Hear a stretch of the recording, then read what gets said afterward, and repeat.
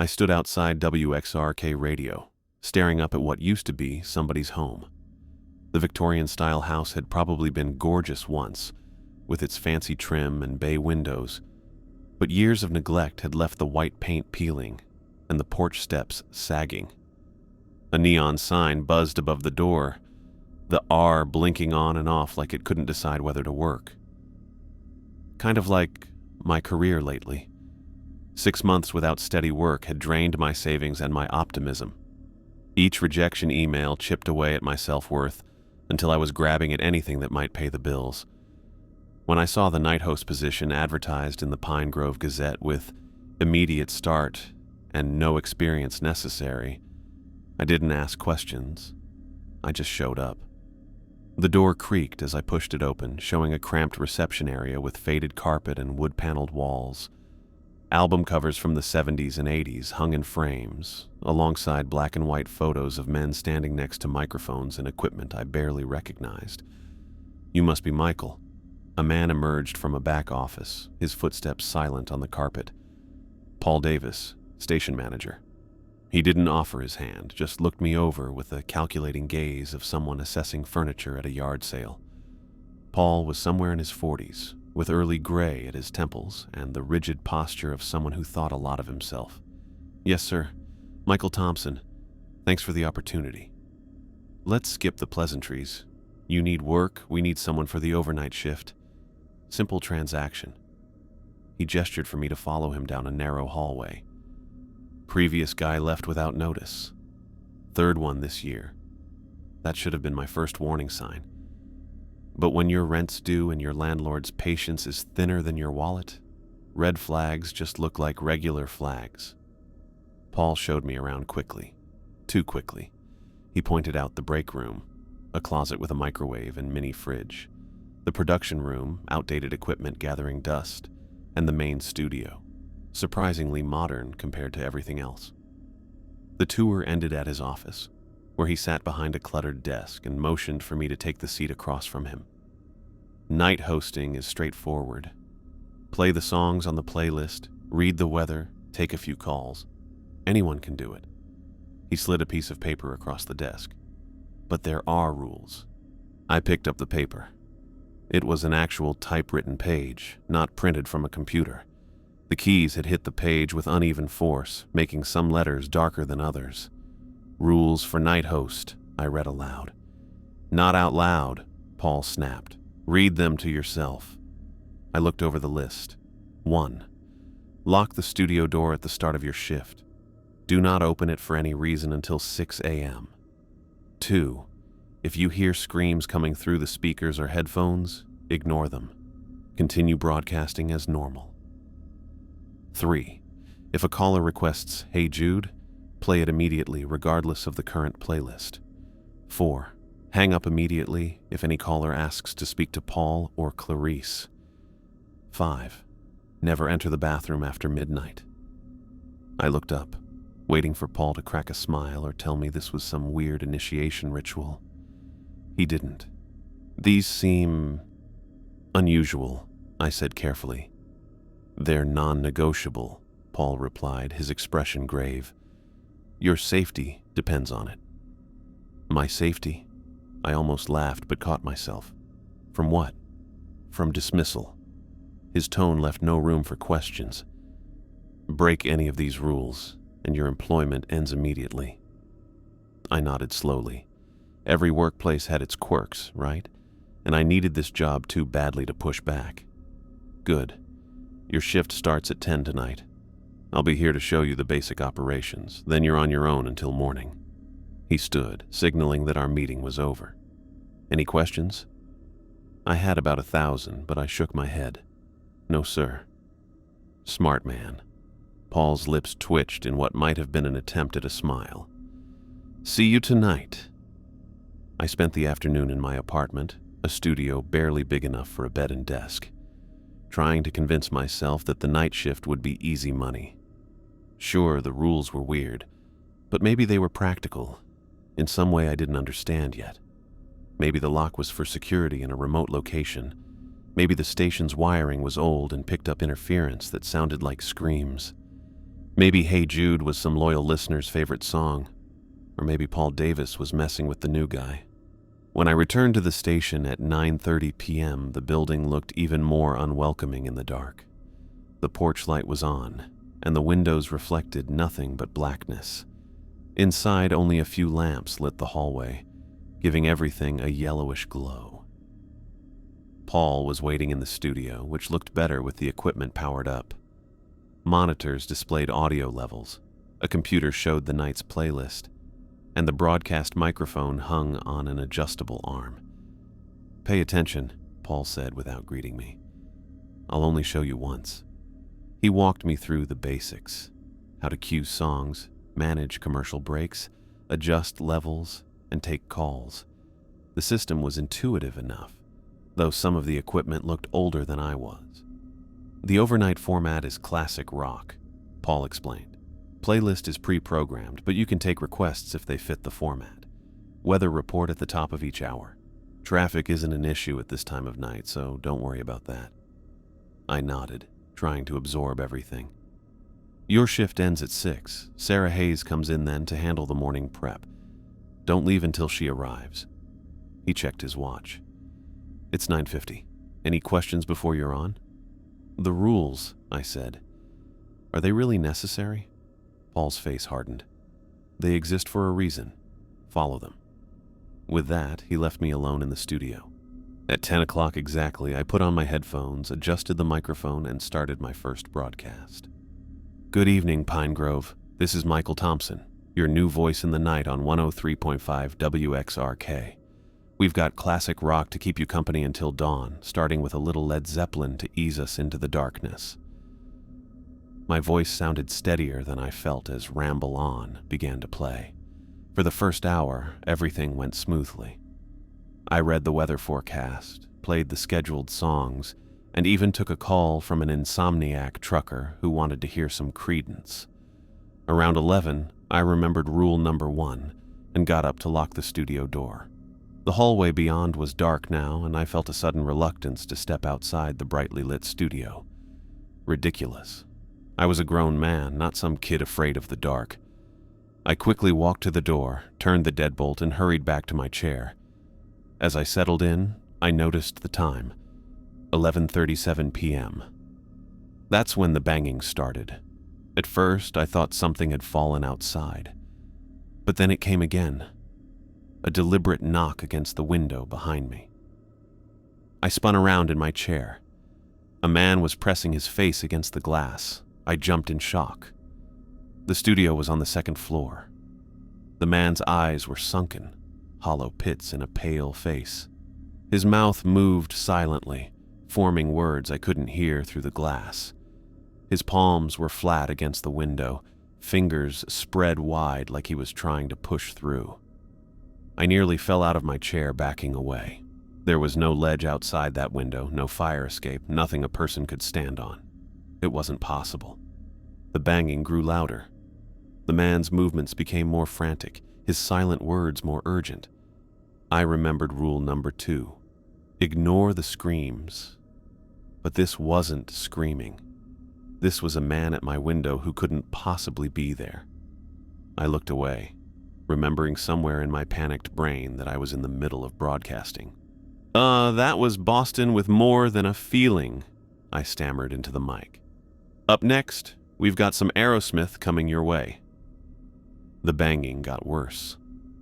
I could feel eyes boring into the back of my head, but I refused to look again. Instead, I focused on the computer screen, hands shaking as I queued up the next song. 3 minutes passed like 3 hours. The banging continued, growing more insistent, until suddenly it stopped. Cautiously, I glanced over my shoulder. The window was empty. No man, no face, no impossible visitor knocking from a fatal drop. My relief lasted exactly 12 seconds. The scream tore through my headphones like a physical force, high-pitched and raw with terror. I yanked them off, the headphones clattering to the desk. But I could still hear it, coming through the studio monitors now, a blood-curdling howl that didn't sound human. The audio levels on the board showed nothing unusual.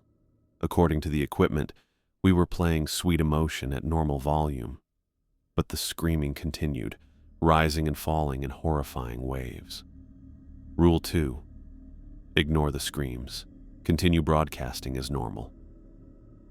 With trembling hands, I put the headphones back on.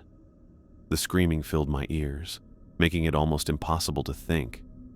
I reached for the monitor volume and turned it down, but kept my mic live.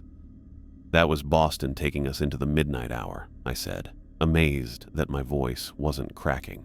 "WXRK, keeping Pine Grove company through the night. Weather report coming up after this classic from Aerosmith." The screams continued as I read the weather forecast, my voice a surreal counterpoint to the howls only I could hear. Cold tonight, chance of rain tomorrow, and someone or something was being murdered in my headphones. By the time the screams finally faded, I was drenched in sweat and fighting the urge to run from the building. But where would I go? I needed this job, and somehow walking out after seeing the look on Paul's face when he mentioned the rules seemed more frightening than staying. I glanced at the clock. 12:06 a.m., less than 6 hours to go. I didn't know then that the night had only just begun. I kept broadcasting. What else could I do? After the scream stopped around 12:30, I tried to do my job because I was scared and needed to keep busy. Every few minutes I looked at the window, thinking I might see that weird face pressed against the glass again, but it wasn't there. It was totally dark outside now, and all I could see in the studio windows was my own scared face and the equipment behind me. "That was Steppenwolf with Magic Carpet Ride," I said into the microphone, my voice steadier than I felt. "You're listening to WXRK, Pine Grove's classic rock station. It's 12:45, and we've got plenty more music to keep you company through the night." I put on the next song and tried to make sense of things. I kept trying to explain what I'd seen and heard. Maybe the face at the window was just a reflection, some weird light thing on the glass. Maybe the screams were feedback or interference from another signal. There had to be normal explanations, but trying to be logical didn't work so well at 1 a.m. in this converted Victorian house with its 5 strange rules. My phone sat on the desk beside me.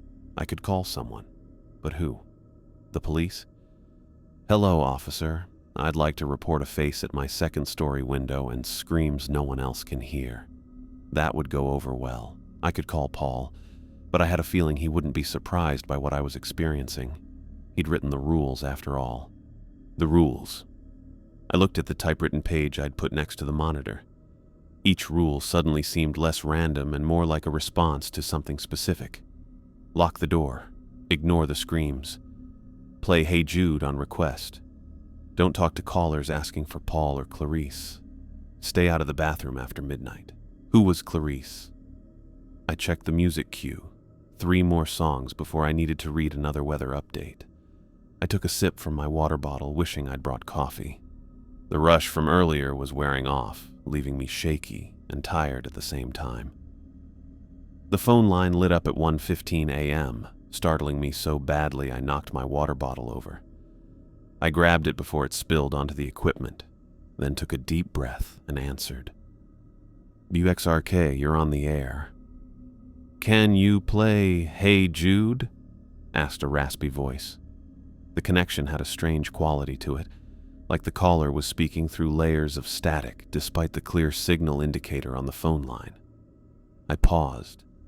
I was certain I'd played Hey Jude about an hour earlier. I remembered because it was such a long song, over 7 minutes, and I'd used the time to search through the desk drawers for anything that might explain the strange rules. But Rule 3 was clear. If a caller requests Hey Jude, play it immediately regardless of the current playlist. "Coming right up," I replied, already searching for the song in the digital library. The caller hung up without a word of thanks. No, appreciate it, or even a goodbye. Just dead air.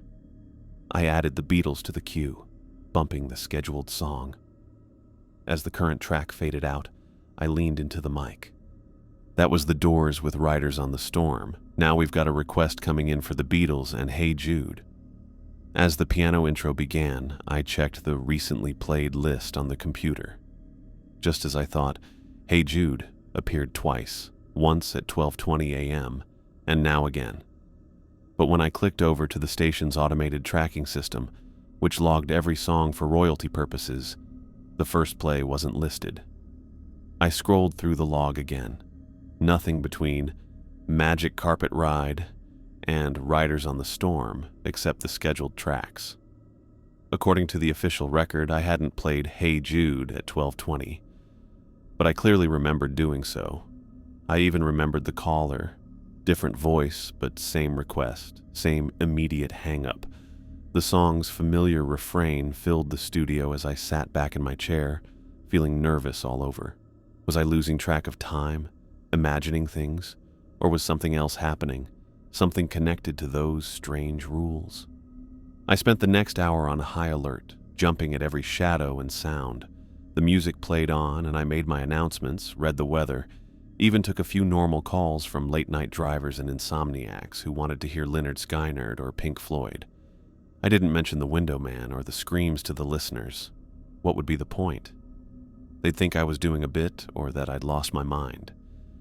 Maybe I had. By 2:30 a.m., my bladder was becoming an issue.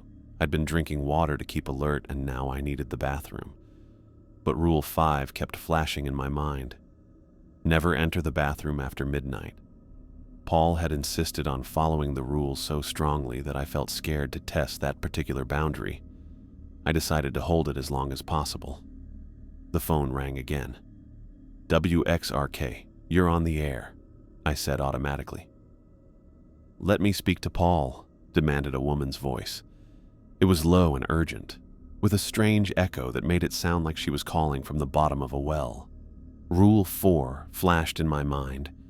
Hang up immediately if any caller asks to speak to Paul or Clarice. I disconnected the call without another word, my finger jabbing the button harder than necessary. The phone immediately rang again. I let it go for 4 rings, then reluctantly answered. "WXRK, where is he?" It was the same woman, her voice harder now. "Paul promised me. He promised." I hung up again, hands shaking. The phone rang immediately. "He left me here," she shrieked before I could even speak. Her voice was distorting now, taking on a metallic quality that made the hairs on my arms stand up. "He promised me." I disconnected the call again and waited. The phone rang once more. When I didn't answer, it kept ringing, the annoying sound making me cringe. After the 8th ring, I finally picked up the receiver without speaking. "He promised me," she whispered, her voice suddenly terrifyingly close, as if she were standing right behind me. I spun around in my chair, heart hammering, but the studio was empty. I slammed the phone down and watched as the light continued to blink. The woman called 5 more times, and each time I let it ring unanswered. Finally, at 2:45 a.m., the call stopped. By 3 a.m., I couldn't wait any longer. My need for the bathroom had become urgent. I looked at the locked studio door, remembering Rule 1. Do not open it for any reason until 6 a.m. But surely that rule was about not letting anyone in, not about not going out myself. And I had no choice now.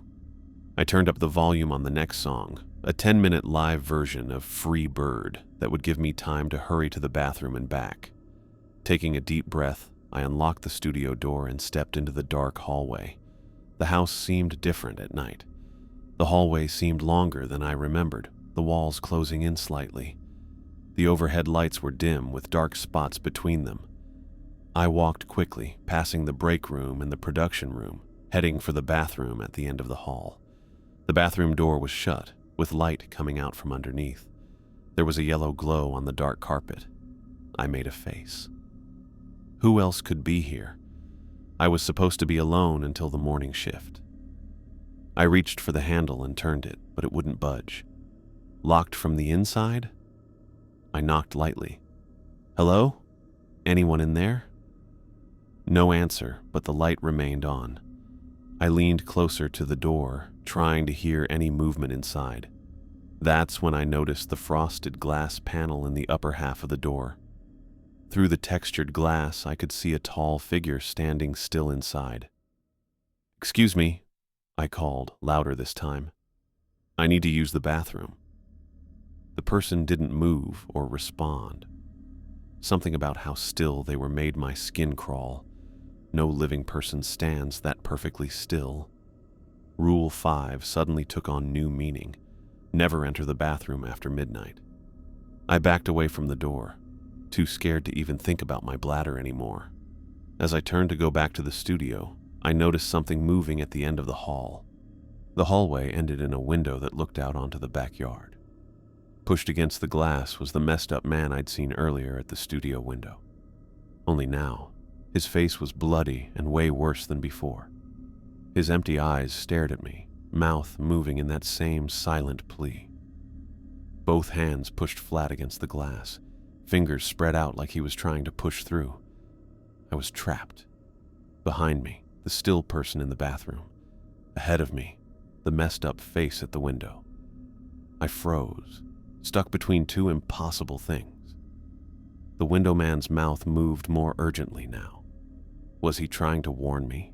Threaten me? I couldn't tell, but everything inside me told me to get back to the studio. Rule 1 made perfect sense now. The locked door wasn't to keep me in. It was to keep everything else out. I pushed myself against the wall and slid along it, watching the window as I moved back toward the studio. The man's eyes followed me, his face twisting with what looked like frustration or desperation. When I reached the studio door, I struggled with the key, almost dropping it because I was so scared. Finally, the lock turned, and I practically fell inside, slamming the door shut and locking it behind me. Free Bird was still playing, the guitar solo wailing through the speakers. I collapsed into my chair, breathing hard, no longer caring about the bathroom. I'd hold it until dawn if I had to. The rest of the night passed in a blur of music, automated commercials, and weather reports. I didn't take any more calls. I didn't leave the studio again. I kept my eyes fixed on the equipment, refusing to look at the window behind me. Every now and then I thought I heard tapping on the glass, but I didn't turn around. When the first hint of gray light showed up in the sky, I almost cried with relief. At 5:45 a.m., I heard movement in the hallway, normal human footsteps. At 6 exactly, there was a knock at the studio door. "Thompson, it's Paul, shift's over." I unlocked the door with shaking hands. Paul stood there looking fresh and alert. He looked at my face and noticed how tired and scared I was. "Successful first night?" he asked, not sounding remotely concerned or surprised by my terrified state. "I followed the rules," I managed to say. "Good." He nodded, as if that was all that mattered. "Sarah will be in shortly to take over. You can go." I grabbed my stuff and headed toward the exit, wanting to get out of the building and back to the normal world of daylight and traffic. As I passed the bathroom, I noticed the door was open, the light off. I looked inside. It was empty. Paul watched me go without saying anything, his face blank. I felt like he was sizing me up, watching how I reacted, making some kind of decision. Outside, the morning air felt really cold. Birds were singing, cars drove past. A jogger ran by with a dog. Everything was normal, like the night had never happened. But it had happened. The face at the window. The screams in the headphones. The figure in the bathroom. The distorted voice on the phone. All of it real, no matter how impossible. I was still scared and had a million questions. But I knew I would be back the next night. I had nowhere else to go, no other job options, no savings. I needed the money too badly to quit. But next time, I'd be prepared. Next time, I'd find answers. I spent the next 2 days trying to convince myself I'd imagined everything. Maybe it was exhaustion playing tricks on my mind. Maybe the old building just had quirks. Maybe Paul's strange rules were some kind of hazing ritual for new employees. The excuses sounded hollow even to me, but they were better than facing the alternative. that whatever I'd experienced at WXRK radio had been real. Reality had other concerns for me, though. My bank account showed a balance of $43.17, and my rent was due in 10 days. The radio station job paid weekly, which meant I needed to go back. Pride and fear were luxuries I couldn't afford. Between shifts, I visited the Pine Grove Library downtown.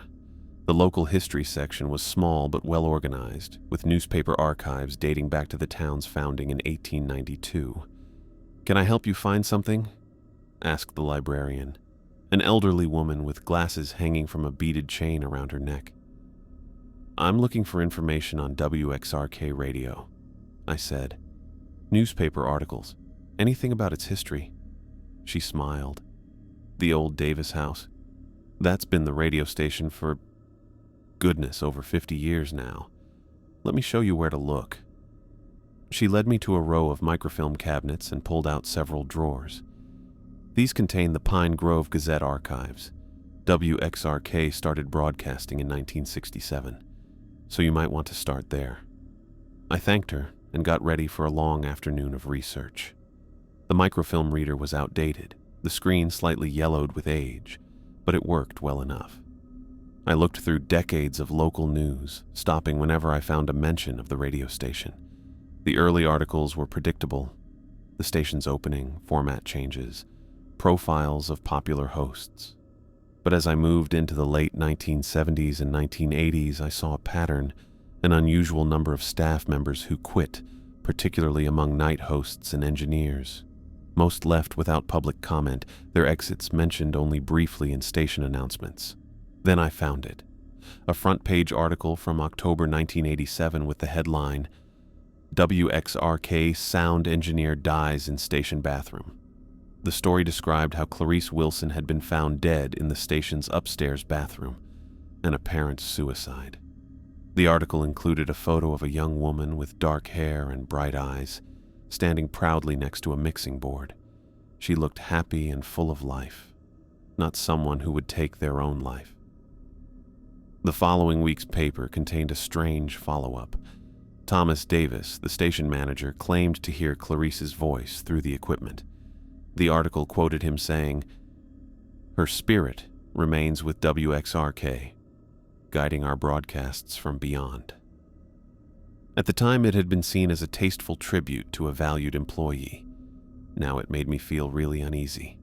I printed several articles, including both about Clarice and a few mentioning other sudden staff exits. As I was leaving, another headline caught my eye.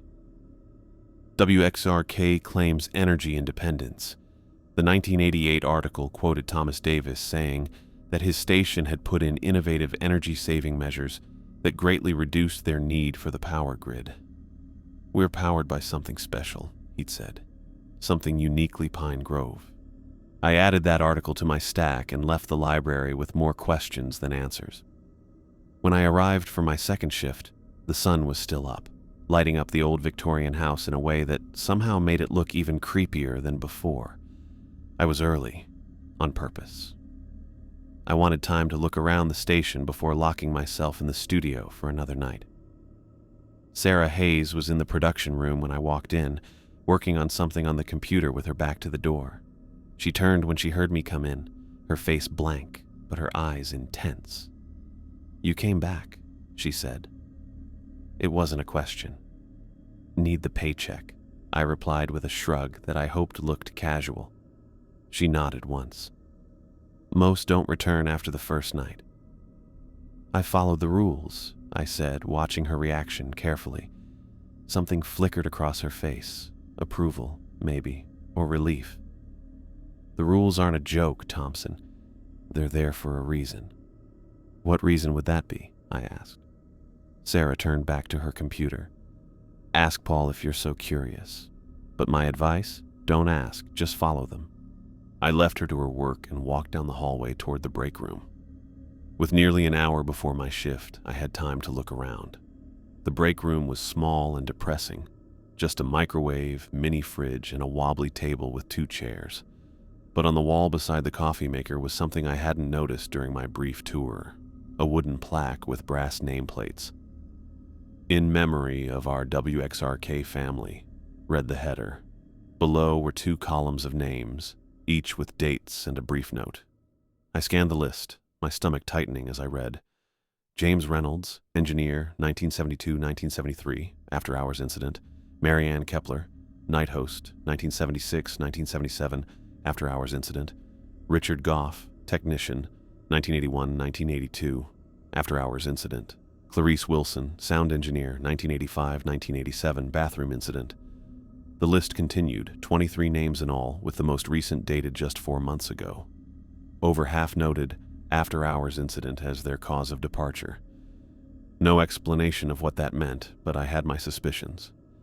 I pulled out my phone and took several photos of the plaque, making sure each name was clearly visible. As I finished, I heard footsteps in the hallway and quickly put my phone away. Paul Davis appeared in the doorway, his face turning sour when he saw me by the plaque. "Early bird Thompson, your shift doesn't start for 45 minutes. Just wanted to get settled in," I said. "Second night and all, still learning the ropes." His eyes flicked to the plaque behind me. "I see you found our wall of fame. Lots of after-hours incidents," I remarked, watching his face. "Radio can be a dangerous business," he replied without a hint of irony. "Equipment malfunctions, electrical issues, people working alone late at night not following proper safety procedures, like not opening doors or entering bathrooms." I wanted to ask, but something in his cold stare made me hold my tongue. "Your shift starts at 10, Paul said. "Don't clock in early. We're not paying you to stand around reading old plaques." He turned and walked away, his footsteps echoing down the hallway. I spent the remaining time walking around the station, careful to avoid both Paul and Sarah. The production room was empty now, its equipment dark. The bathroom door stood open, showing an ordinary, slightly outdated bathroom with black and white tiles. In daylight, with other people in the building, it was hard to connect it with the strange experience from 2 nights ago. At exactly 10 o'clock, I entered the studio, closed the door behind me, and turned the lock.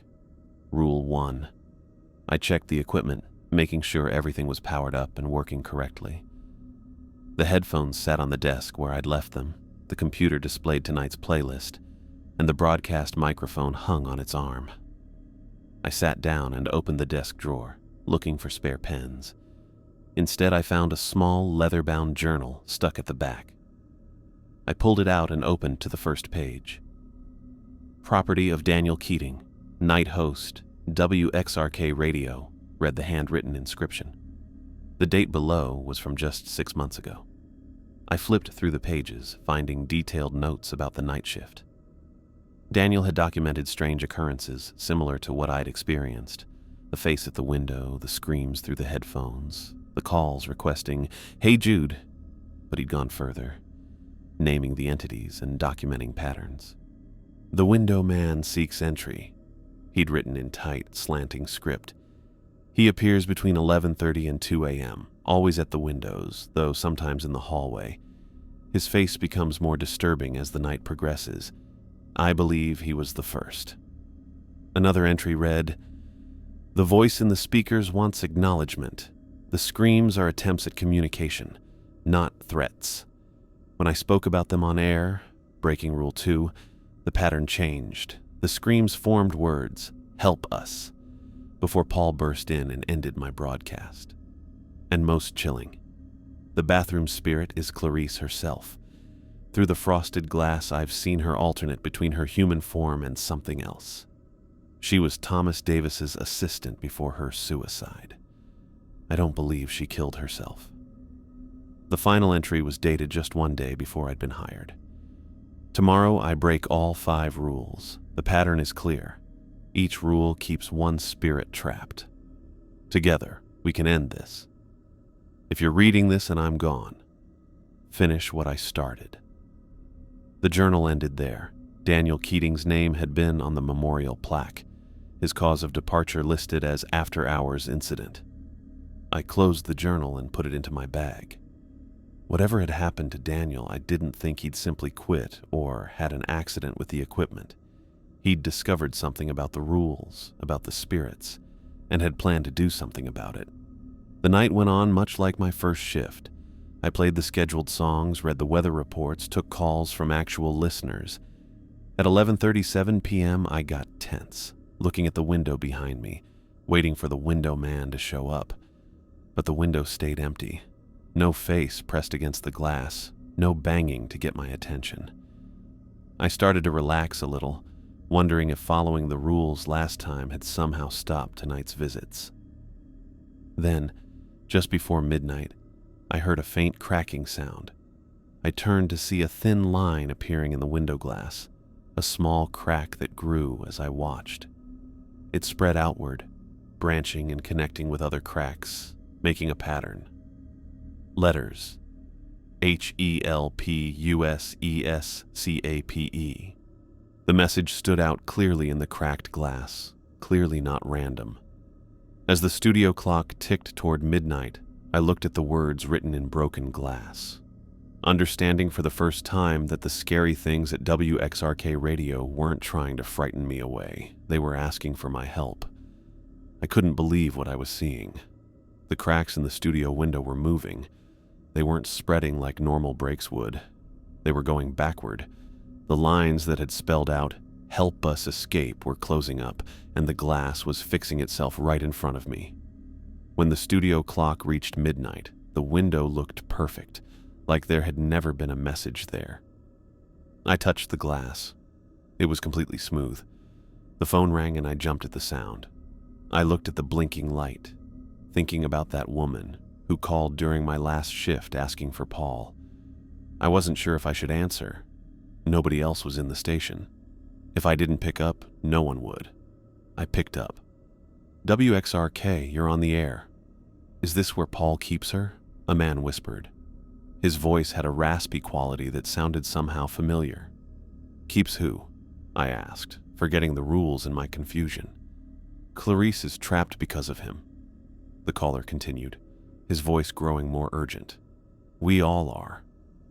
The line went dead before I could respond. I sat frozen, the receiver still pressed to my ear, as a woman's scream came through the speakers. The same terrifying howl I'd heard during my first shift, but now it sounded less like random noise and more like pain, like someone hurting badly. I forced myself to keep broadcasting, reading the weather report as the screams continued in my headphones. But my mind was racing, connecting pieces. Clarice Wilson, the sound engineer who died in the bathroom. The memorial plaque with its list of after-hours incidents. Daniel Keating's journal entries about trapped spirits. And now this caller claiming Paul was keeping Clarice prisoner somehow. When the commercial break began, I pulled out Daniel's journal again and flipped through it, looking for anything I might have missed. One line caught my attention. The calls for "Hey Jude" seem coded somehow. There's something in the background I can almost hear. Following a hunch, I opened the studio computer and looked through the digital archives. All calls to the station were recorded and kept for 30 days. I found the folder for my previous shift and clicked on the files marked with call timestamps. The first "Hey Jude" request played in my headphones. "Can you play 'Hey Jude'?" asked the raspy voice, the same voice that had just called me. I listened more carefully, turning up the background and turning down the main voice.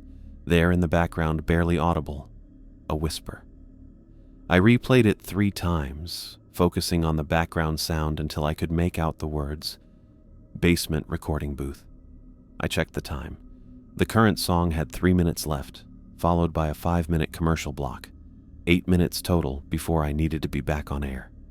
Enough time to take a quick look? The sensible part of my brain said no, but the part that had seen impossible things. A face at a second-story window, cracks forming words, glass healing itself, needed answers. I stood up, grabbed my phone for a flashlight, and unlocked the studio door. The hallway was dark and silent. I hurried past the bathroom, the door now closed, light showing underneath, and toward the stairs. The old building creaked around me as I went down to the first floor. I'd never been to the basement. It wasn't part of the brief tour Paul had given me, and I hadn't thought to ask. Now I looked around the dim first floor, searching for access. A door behind the reception desk? No. I checked the break room, then a supply closet. Nothing. Time was running out. I had maybe 5 minutes left. I was about to give up when I noticed a storage shelf in the back of the production room. It stood against the wall but wasn't flush with it. I grabbed the edge and pulled. The shelf moved easily, showing a door behind it. I felt nervous as I turned the handle. The door opened with a creak, showing a narrow staircase going down into darkness. I turned on my phone's flashlight and started down, each step groaning under my weight. The basement air was cold and damp, thick with the smell of mildew and something else, something metallic and gross. My light moved across the space, showing concrete walls, exposed pipes, and in the center, a small recording booth. Its walls were made of the same frosted glass as the bathroom door upstairs. Inside, I could see the outline of outdated equipment. I tried the booth door. It opened easily, like someone had used it recently. Inside, a reel-to-reel tape machine sat on a desk, with a microphone and headphones that looked decades old. But unlike the dusty stuff around it, this equipment was clean and working, with red power lights in the darkness. Next to the machine sat boxes of labeled tapes. I moved my light over them, reading names and dates. James Reynolds, 1973. Marianne Kepler, 1977. Richard Goff, 1982. Names from the memorial plaque upstairs. And there, in the most recent box, Clarice Wilson, 1987. I picked up Clarice's tape and loaded it onto the machine, hands shaking. I shouldn't be doing this. I was going to miss my time to return to broadcasting, but I couldn't stop now. I pressed play. Static hissed for several seconds, then cleared. A woman's voice came through, clear and steady. October 15th, 1987. Final test of the SB7 sound system for the Halloween broadcast. This is Clarice Wilson, WXRK sound engineer, signing off for the night. There was a pause, then the sound of a door opening. Oh, Mr. Davis, I didn't know you were still here. Just checking on my investment, Clarice. A man's voice, older, with the same cold authority as Paul's. I've finished the sound check. Everything's ready for tomorrow. Excellent. And did you consider my offer? About us? I told you, Thomas, it's not appropriate. You're my boss, and besides, I've seen the documents. I know what you're doing here. The man's voice hardened. What exactly do you think you know? The energy system, those people who disappeared. It's not right, Thomas, and I can't be part of it anymore. I'm going to the authorities tomorrow. I see. A long pause. You know, Clarice, I've always admired your technical skills. Such a shame to waste them. Sounds of a struggle followed. A scream cut short. A heavy thud. Then silence. After a moment, the man spoke again, his voice calm and methodical. Clarice Wilson, October 15th, 1987. Subject contained using the standard binding ritual. Spirit energy now connected to the SB7 system. Rule established, never enter the bathroom after midnight. This should maintain the containment field indefinitely. The recording continued, the man's voice reciting what sounded like technical notes. Paul's father bound us here with the rules. Each rule keeps one spirit trapped. Break them all at once to free us. The booth suddenly got cold. The tape was still playing, but now it was just static with some words breaking through that I couldn't understand. I was about to turn it off when the door to the recording booth slammed shut. I spun around. Through the frosted glass, I saw someone standing outside, tall and not moving, just like that shape I'd seen in the bathroom my first night. As I looked, the person came closer to the glass, and I could start to make out who it was through the textured surface. It was a woman, her face changing between two looks.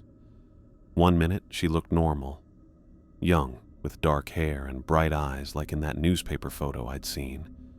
The next, her face was rotting, skin caved in, eyes just dark, empty holes. Clarice.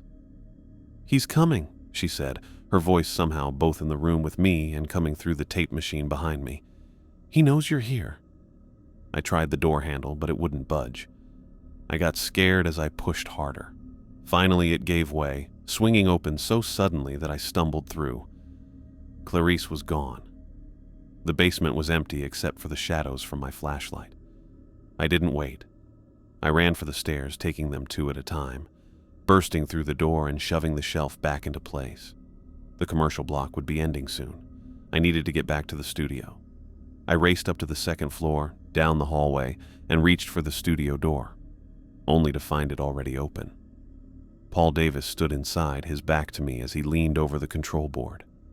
He turned slowly when he heard me coming, looking stern. His eyes moved from my face to my phone with the flashlight on, then to the dust on my shoes. "You violated the terms of employment, Thompson," he said, stepping aside to reveal the computer screen displaying the call recordings I'd been listening to. With deliberate calm, he reached out and locked the studio door. The click of the lock echoed in the sudden silence. I was trapped. I took a step back as Paul's hand left the lock. He stood between me and the only exit, staring at me coldly. The dust on my shoes seemed to catch his attention. "Those aren't employment rules," I said, the realization crystallizing as I spoke. "They're a ritual." Paul's expression shifted slightly. Not surprise, but something like respect. He straightened his tie, taking his time as if we were discussing a minor scheduling issue rather than whatever supernatural horror I'd stumbled into. "You're smarter than the last one," he said. Daniel figured it out too, but he wasn't careful about who he told.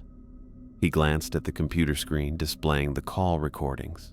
"Though not smart enough to stay in the studio where you belong. What are you doing here?" I asked, trying to keep my voice steady. "What's in the basement?" Paul leaned against the control board, looking casual and confident. "My father was a smart guy, Thompson. In 1987, during the energy crisis, he found something crazy. A way to use spiritual energy. Pretty efficient, really. No carbon footprint. I thought of the newspaper article I'd found, WXRK's claim of energy independence. The station runs on, what? Ghost power? Crude terminology, but essentially correct." Paul smiled, his eyes never warming. "Each rule maintains a specific barrier. Break a rule, release a spirit. Hence the importance of your cooperation." "Clarice," I said. "The bathroom spirit. She worked for your father." Paul nodded. "She was his assistant, quite talented. Unfortunately, she developed a conscience, found his research notes, threatened to go public. My father couldn't allow that." I suddenly understood. The others too.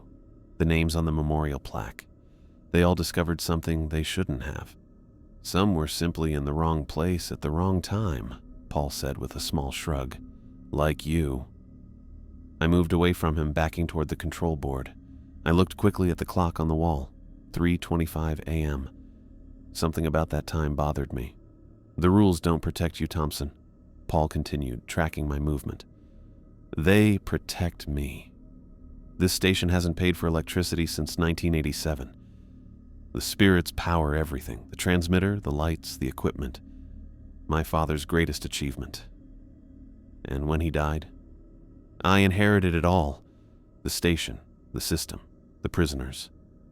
Pride crept into his voice. "I've even made improvements. The containment is more stable now, as long as the rules are followed." My back pressed against the control board. I needed to keep him talking, to buy time while I figured out what to do. The basement tapes came to mind, each one marked with the same time, 3:33 a.m. "Is that why you hire people like me?" I asked. "Desperate enough to take a night job without asking questions?" Paul gave a small, humorless laugh. "People like you are perfect. Financial troubles make you grateful for any employment. You won't quit easily, even when things get strange. Eventually, you either break the rules or get too curious." He tilted his head toward the dust on my shoes. "Like tonight." I looked at the clock again. 3:28 a.m. The time scratched into each tape was approaching. Was it significant? Did something happen at 3:33? "The spirits," I said, trying to keep him talking. "Who are they, besides Clarice?" Paul raised an eyebrow, looking almost happy to share what he knew. "The face at the window. That was James Reynolds, our first engineer. He found out about my father's early experiments in 1973.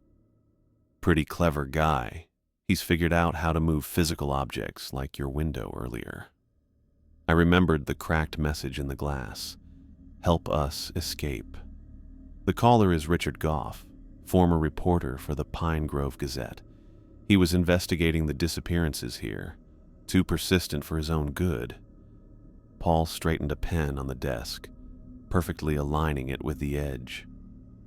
The screams you hear come from Marianne Kepler. She was recording a song when she found one of my father's tapes. We keep her in the speaker system. Each name matched the memorial plaque, each trapped in a different part of the station, bound by one of the 5 rules. And Clarice was your father's lover, yes. Paul's face darkened. She betrayed his trust. The bathroom was her favorite place to work. Good acoustics, she said, fitting that she remains there now. The clock on the wall read 3:31 a.m., 2 minutes until the time on the tapes. That's only 4, I said, my mouth dry.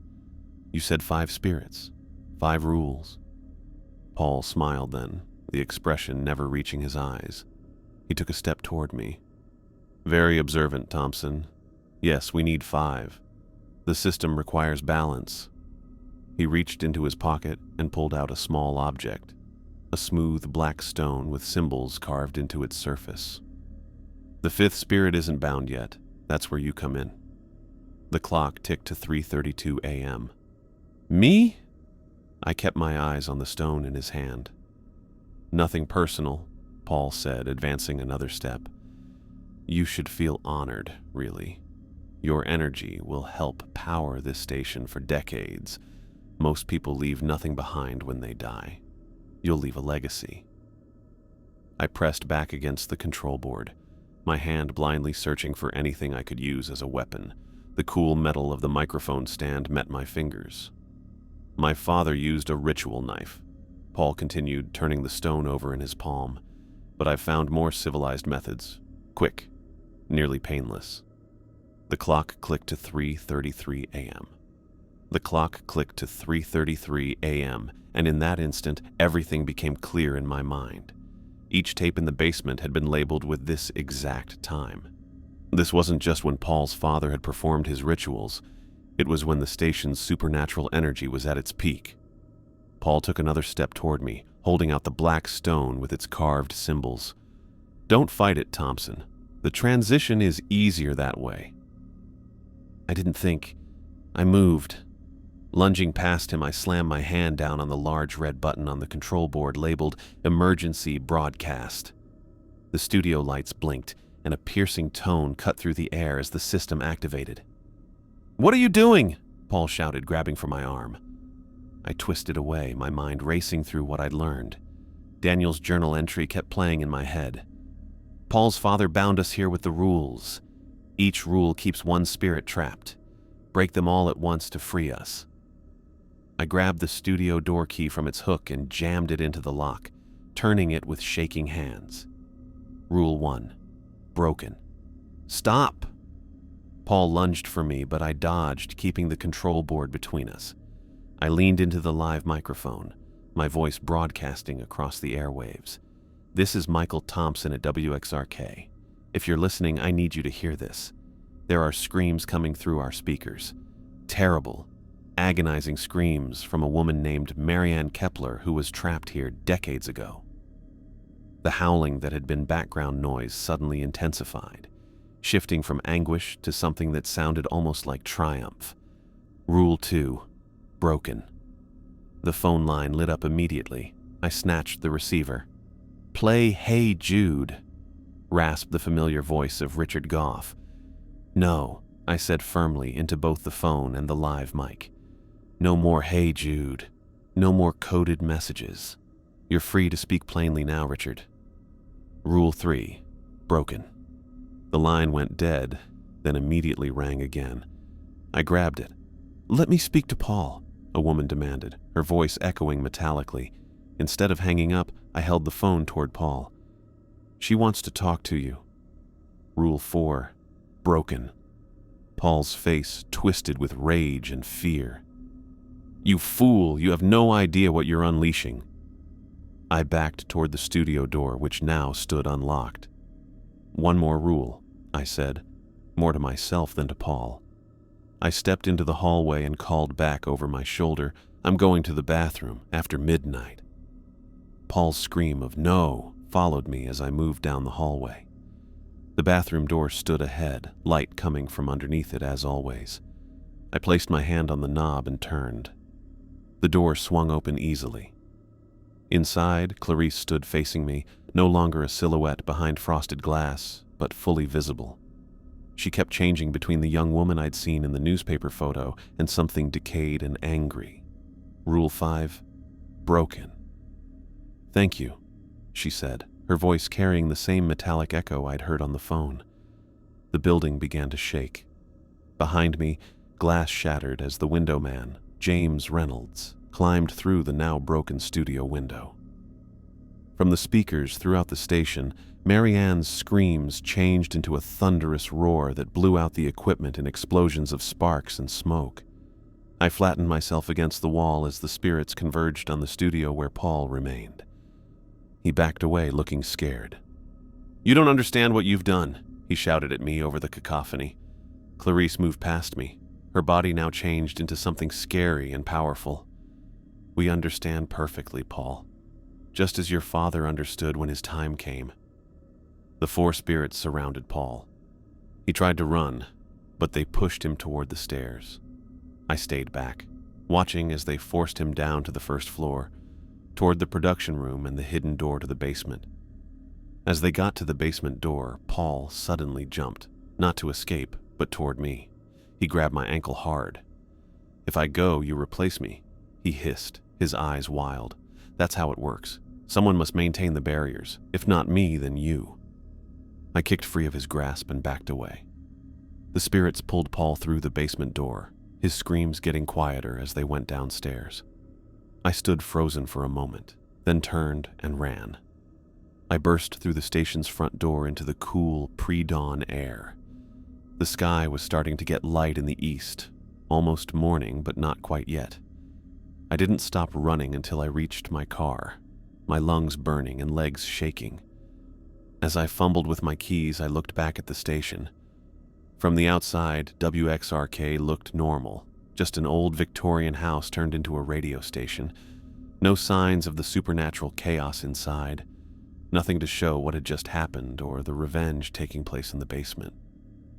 I drove home in silence, trying to make sense of everything I'd seen. I expected the police to show up at my apartment or for there to be news reports about weird stuff at the local radio station. But there was nothing. No mention of Paul Davis's disappearance. No investigation into the broken equipment I'd left behind. 3 days passed. My bank account balance dropped to $28.65. I still needed my paycheck from WXRK, assuming the station even existed in the same form after what had happened. Finally, I got the courage to go back. The station looked completely normal from the outside. The same peeling paint, the same sagging porch. The sign above the door still read WXRK Radio, the voice of Pine Grove, in faded letters. I parked across the street and watched for nearly an hour before finally going to the building. Inside, the reception area was clean. The faded carpet looked recently vacuumed, and the wood-paneled walls looked shiny with fresh polish. A young man I'd never seen before sat at the reception desk. "Can I help you?" he asked. "I'm Michael Thompson, the night host. I came to collect my pay." "Oh, right. Sarah mentioned you'd be stopping by. Let me get her for you." He went down the hallway and I took the chance to look around. The framed album covers still hung on the walls, but they'd been moved around to make room for what looked like staff photos. I got closer to check them out. 5 new faces looked back at me from individual frames. James Reynolds, 1973, present. Mary Ann Kepler, 1977, present. Richard Goff, 1982, present. Clarice Wilson, 1987, present. And there, in the newest frame, Paul Davis, 2023, present. They wanted to be acknowledged. Sarah's voice came from behind me. I turned to find her standing in the hallway, a check in her hand. She looked different somehow, more confident, more in command. "You're running things now," I said. It wasn't a question. She handed me the check. "Acting manager. The board of directors hasn't decided on a permanent replacement yet." I looked back at the photos. "And Paul is where he belongs," she said simply. "As are the others. They're part of the station now, officially." "The spirits?" I said. "They're still here."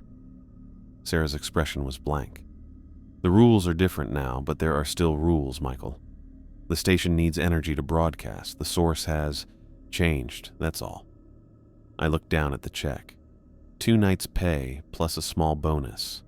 Enough to cover rent, at least. "Your position is still open, if you want it," Sarah added. "The night shift needs a host." I shook my head. "I don't think that would be a good idea." "Probably not," she agreed, a hint of something like respect in her eyes. "Good luck, Michael. I doubt we'll see each other again." I left without looking back. The morning was bright and normal. Birds singing, cars passing, a mail carrier delivering letters to the houses along the street. I got into my car and sat for a moment, breathing deeply.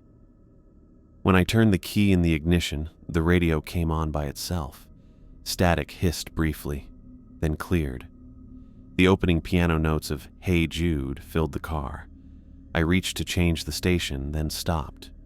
Under the music, almost too faint to hear, was a voice, raspy, and that I knew. "Thank you," it whispered. "We're still here, but on our terms now. He can't hurt anyone else." The music continued as I pulled away from WXRK radio. Paul's final words stuck in my head. "If I go, you replace me." I didn't look in the rearview mirror. I didn't need to see if anyone or anything was watching me go from the station's windows. Some questions were better left unanswered. The farther I drove from Pine Grove, the more the events of the past few nights began to feel like a nightmare. Vivid but impossible. Yet every time I changed the radio station, "Hey Jude" played on, following me mile after mile down the highway.